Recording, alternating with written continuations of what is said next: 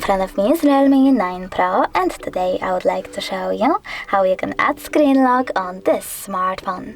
First of all, you need to access settings, then scroll down, choose passwords and security over here, tap on lock screen password and wait 5 seconds, then choose continue in the pop-up. Now you need to select one of those options. I will go with pattern. And over here you can also click on use a different password type and select one of those.